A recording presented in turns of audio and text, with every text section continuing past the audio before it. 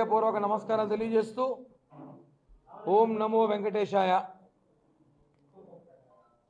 ఈరోజు ప్రెస్ మీట్లో మరొక టీటీడీ స్కామ్, జగన్ ప్రభుత్వంలో మరొక స్కామ్ బయటపడింది.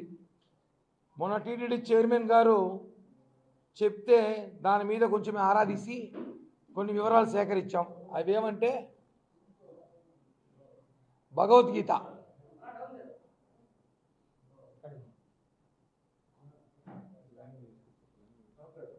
హిందీ, తమిళ్, తెలుగు, కన్నడ, ఇంగ్లీష్, ఇంకా జపానీస్, ఉర్దూ మర్చిపోతున్నారు. ఇంకేస్తారు అది కూడా డబ్బుల కోసం. ఈ 5 భాషల్లో అయినారు భగవద్గీతని. ఎంత దారుణం అంటే మేము ఒకటే అడుగుతున్నాం అన్న, మనందరికీ తెలుసు చిన్నప్పటి నుంచి మన భగవద్గీత గురించి అందరం దైవంతో భావిస్తాం. ఇంత పెద్ద పుస్తకం చూసుకుంటాం భగవద్గీత, లేదా ఇంత పుస్తకం చూసుకుంటాము. ఇంత పుస్తకం భగవద్గీత చూసామన్నా మనం. ఒకప్పట్లో సినిమా పాటలు వచ్చేది మనకి, తిరుపతిలో మనం పాటల పుస్తకాలు చూసేవాళ్ళం, అందరికీ గుర్తుంటుంది. ఇప్పుడు కాబట్టి యూట్యూబ్లు, MP3లు అవి చేసిన జనాలు పట్టించుకోవట్లేదు. అప్పుడు పాఠక పుస్తకాలు చదివేవాళ్ళం. ఈ రోజుల్లో భగవద్గీత అంటే మన తరతరాలు హిందూ సాంప్రదాయం సంబంధించి హిందువులకి ఒక బ్రాండ్ సెంటిమెంట్గా దేవునితో కొలుస్తాం భగవద్గీతని.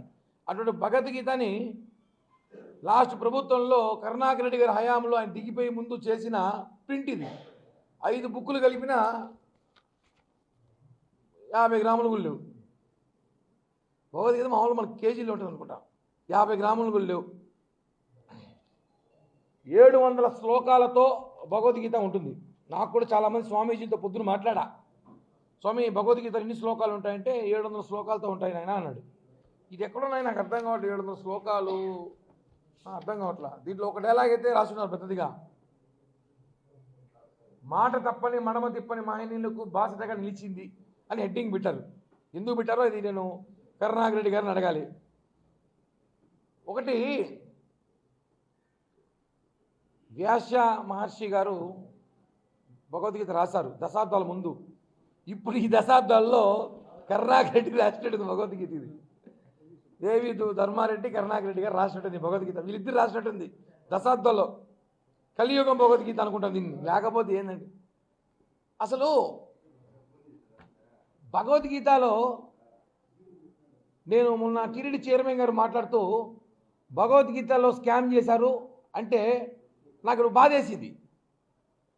వాళ్ళని పిలిచి వాళ్ళని తిట్టకూడదు. ఇప్పుడు ఎవరు ధర్మారెడ్డిని, కరుణాకర్ రెడ్డిని పిలిచి సాల్వా కప్పాల్సింది పోయి, సన్మానించాల్సింది పోయి వాళ్ళని తిడితే అట్ట మనము తిట్టకూడదు. ఏందండి 15 పేజీల భగవద్గీత రాశారని మేము తిడతామా? ఇంత పెద్ద బుక్ చదివేసి పని లేకుండా 15-16 పేజీలతో భగవద్గీత రాశారంటే సన్మానం చేయాలి మనం.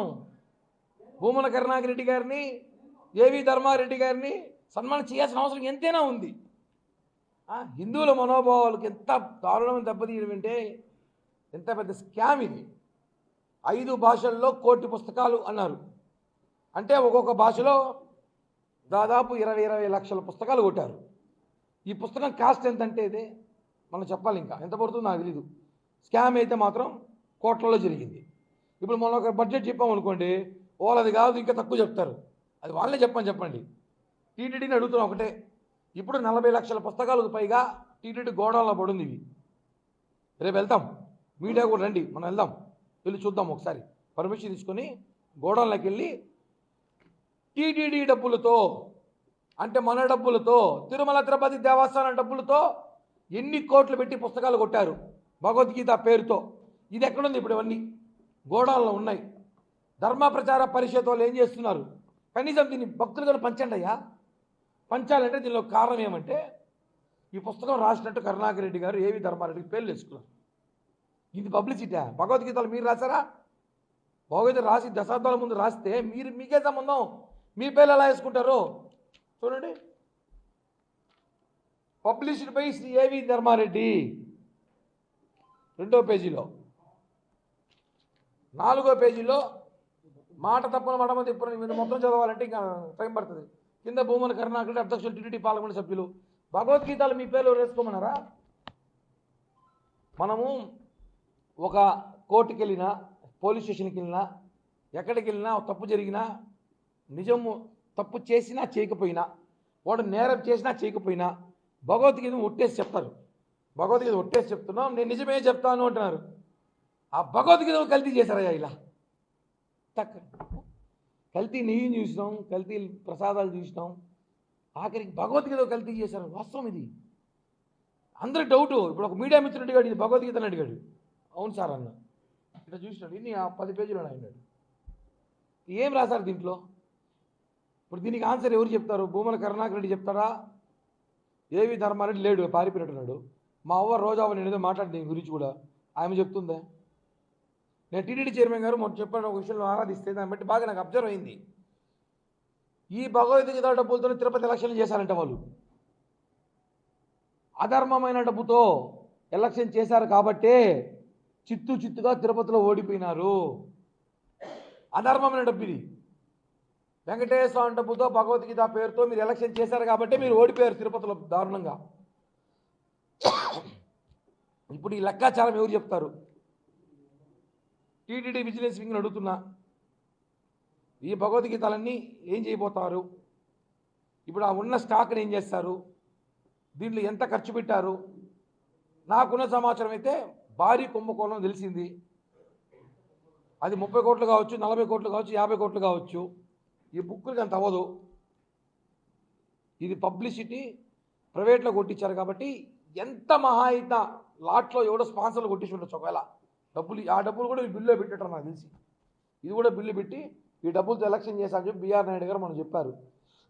తర్వాత దాన్ని ఆరాధించి విచారిస్తే ఈ బుక్కులు పట్టడానికి టైం బట్టి బుక్కులు తెస్తే షాక్ అయ్యి 5 భాషల్లో అద్భుతమైన బుక్కులు. పైన ఫోటోలు మాత్రం భగవద్గీత, కింద ఏవి ధర్మారెడ్డి, లోపల కరుణాకర్ రెడ్డి ఫోటో, జగన్ డైలాగులు కొన్ని.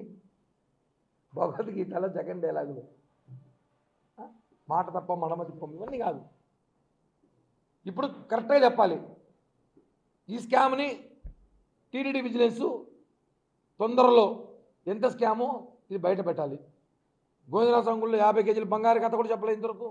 ఏం చేస్తుంది అర్థం అంటే, ఒకటి అధికారంలో ఉన్నామనే కానీ ఇట్లాంటి రోజు ఒకటి వస్తున్నాయి.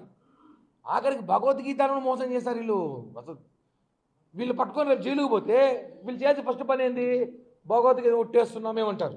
ఆ భగవద్గీతని కల్తీ చేశారు, ఇంకేట ఒట్టేయాలి మేము. కాబట్టి నిజంగానే ఇట్లాంటి మహానుభావుల్ని మనం తిట్టకూడదు, సన్మానం చేయాలి, సాల్వా కప్పాలి, సన్మానం చేయాలి. నేను టీటీడీ వాళ్ళని అడిగి మహత్య ఐడర్ తీసుకోమంటే ఒకరోజు మనమంతా ఈ కవులు, గొప్ప కవులు వీళ్ళు, ఈ 2 కవులను పిలిపించి సన్మానం చేద్దామండి. ఎందుకంటే భగవద్గీతలో వీళ్ళ పేర్లు వేసుకొని వీళ్ళు పబ్లిసిటీ చేసుకున్నందుకు వీళ్ళు సన్మానం చేయాల్సిందిగా కోరుతూ, ఇంకో విషయానికి వస్తే, ఒక ఇది జగన్మోహన్ రెడ్డి ఒక టైటిల్ ప్రభువా క్షమించు అనేసి ఒక పేపర్ ఆర్టికల్ వేశాడు ఈ మధ్యలో చాలా రోజుల క్రితం, కొన్ని సంవత్సరాల క్రితం. ఇది ఎందుకు వేశాడు చెప్తున్నా అంటే,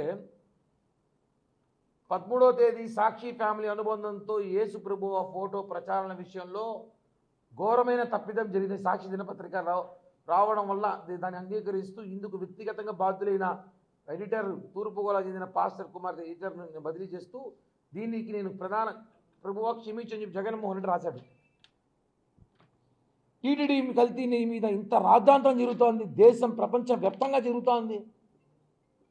అసెంబ్లీ, శాసన మండలి, పార్లమెంట్లో మాట్లాడుతున్నారు, మీడియా, సోషల్ మీడియా డిబేట్ జరుగుతుంటే ఎందుకు జగన్మోహన్ రెడ్డి కనీసం క్షమించమని అడగకపోయినా కనీసం తప్పైందో లేదో చెప్పలేకుండా కనీసం తప్పించుకుంటున్నాడు అంటే ఎంత స్వార్థం అండి. అంటే మేము ఒక మతం గురించి మేము ఎప్పుడు మాట్లాడాం. జనసేన పార్టీలో అన్ని మతాలు ఉన్నారు, అన్ని కులాలు ఉన్నారు. కానీ సనాతన ధర్మంలో భాగంగా ఇలాంటివి మీరు చేసినప్పుడు, మా హిందువుల మతం దేవుళ్ళ మీద దాడులు జరుగుతుంటే, మమ్మల్ని అవమానిస్తుంటే, ఇలాంటివన్నీ బుక్కులు కొట్టి మీరు మరీ అవమానిస్తుంటే కూడా మీరు ఎందుకు ఒక క్షమాపణ చెప్పలేకపోతున్నారు? అంటే మేమంటే చిన్న చూపా మీకు? పవన్ కళ్యాణ్ గారు అందుకే చెప్పేది, మనమంటే లెక్కలేంతనంలో ఉన్నారు వాళ్ళనేసి. ఇది కరెక్ట్ కాదు. ఇది ఉదాహరణ చూపిస్తున్నా. ఇలాంటివన్నీ చేస్తున్నారు కాబట్టి ఇలాంటి క్షమాపణలు కోరుతున్నారు. మాకు మాత్రం క్షమాపణలు ఏమి ఉండవు. కాబట్టి భగవద్గీత స్కామ్ను మాత్రం దయచేసి ఇలాంటివన్నీ బయట పెడతారనే వ్యక్తిగత విషయాలు మాట్లాడడం, సంబంధం లేని ఆర్టిఫిషియల్ ఇంటెలిజెన్స్ వీడియోలు, ఫోటోలు తీసుకు బయట పెట్టడం, గడిచిపోయిన ఇష్యూలు తీసుకొచ్చి రాజకీయాల్లో మాట్లాడడం, దాన్ని మళ్ళా సోషల్ మీడియా వాళ్ళకున్న పేటీఎం కుక్కల సోషల్ మీడియాలో పెట్టి మనోభావాలు దెబ్బతీసే విధంగా ప్రయత్నించినాం. టీటీడీలో జరుగుతున్న విషయాలు బయట పెడతారని చెప్పి మనం చూసిన రెండు రోజుల క్రితం కూడా చైర్మన్ గారి మీద ఎలాంటి ఆరోపణలు చేశారో, గతంలో జనసేన పార్టీ నాయకులు మాలాంటి మీద ఆరోపణలు చేస్తారు. ఏదో ఒకటి ఇంత విషయం దాన్ని ఇంత చేస్తారు. వీరి మధ్య ఇంత చేస్తే కూడా చూపిరా, వ్యక్తిగతంగా టార్గెట్ చేస్తారు, విమర్శిస్తారు, మీరే క్రియేట్ చేస్తారు. ఇవన్నీ కరెక్ట్ కాదు. వైఎస్ఆర్ కాంగ్రెస్ పార్టీ నాయకులరా, తిరుపతిలో ఉన్న నాయకులరా, మాజీ టీటీడీ చైర్మన్లరా, ధర్మారెడ్డి గారు, మీరందరూ కూడా సన్మాన సభ ఏర్పాటు చేస్తున్నాం. డేటు తేదీ కనుక్కొని చెప్తాను, రండి. మీలాంటి గొప్ప కవులు భగవద్గీతని ఇంత చిన్నదిగా రాసి ఇంత వ్యాఖ్యం ఇంత చేయొచ్చని కూడా నిరూపించినందుకు మీకు మేము సన్మాన సభ పెట్టబోతున్నాం. దానికి ముఖ్య అతిథిగా మీ నాయకుడు జగన్ కూడా పిలిచే అవకాశాలు ఉన్నాయని చెప్పి కూడా తెలియజేస్తున్నాం. టీటీడీలో మరో స్కామ్ ఇది, భగవద్గీత పేరుతో కోట్ల స్కామ్. వాస్తవం అది ఎన్ని కోట్లు అనేది అధికారులు చెప్పాలి. నేను 40, 30, 50 కోట్లు అంటాను, దానిపైనే ఉండొచ్చు. 1 కోటి పుస్తకాలు అంటే దాదాపు 5 భాషలు అంటే పెద్ద కథే ఇది.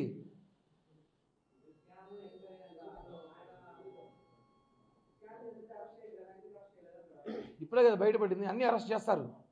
మేము చేసిన అన్ని అరెస్ట్ చేసి ఈయన 5 ఏళ్ళు జైల్లో ఉంటాడు. ఇంకా మొత్తం బయట వచ్చే ప్రసక్తే లేవు. అన్నీ ఉన్నాయి. ఒకటి తీస్తున్నాం కదా, వాళ్ళ ప్రభుత్వం కాదు కదా వెంటనే బెల్ట్ వేసి తీసుకెళ్ళి లోపడానికి. అన్నీ ఎంక్వైరీ జరుగుతుంది. ఇది మొన్న మాకు తెలియదు. మొన్న టీటీడీ చైర్మన్ బిఆర్ నాయుడు గారు చెబితేనే ఈ భగవద్గీత డబ్బులు ఎలక్షన్ చేస్తారంటే ఆలోచించిన, అంత డబ్బులు వచ్చిన భగవద్గీతలు అనేసి. అది ఏంది కనుక్కుంటే 2 రోజులు పట్టింది నాకు. భగవద్గీత దాని డీటెయిల్స్ తీసుకొని దాన్ని పట్టి బుక్కులు తెప్పించుకొని, వేరే మిత్రుల దగ్గర బుక్కులు తెప్పించుకొని, ఆ డేటా తీసుకొని, ఆ ప్రింటింగ్ ప్రెస్లో అడిగి అసలు ఏంది, ఎందుకు ఇది బయట పెట్టలేదు ఇన్ని రోజులు, ఎందుకు ఇన్ని 2 సంవత్సరాలు అవుతుంది ఇది, ఎందుకు బయట రాలేదు వరకు కూడా, ఎందుకు దాచిపెట్టారు దీన్ని కనుక్కో ప్రయత్నం చేస్తున్నాం. ఈ ప్రయత్నంలో భాగంగానే ఆ డైవర్ట్ చేయడానికో వ్యక్తిగత విమర్శలు, వ్యక్తిగత దాడులు, చైర్మన్ గారిని కానివ్వండి ఇంకొకటి మాట్లాడడం, ఇవన్నీ కూడా ఇలాంటి బయట వస్తాయనేసే. ఈ డబ్బులతో ఎలక్షన్ చేశారు కాబట్టి పాపాత్మ డబ్బులతో పాపాలు చిచ్చుతుగా ఓడిపోయారు. దీన్ని ఖచ్చితంగా సీరియస్ తీసుకొని ప్రపంచంలో హిందువులందరూ భగవద్గీత చూసే ప్రతి ఒక్కరు చెప్తుందా, ఖండించండి. భగవద్గీత ఎలా ఉంటుందా? 5 బుక్కులు అయితే 50 గ్రాములు లేవు. దీనికి నాకు తెలిసి 40-50 కోట్లు పెట్టారట.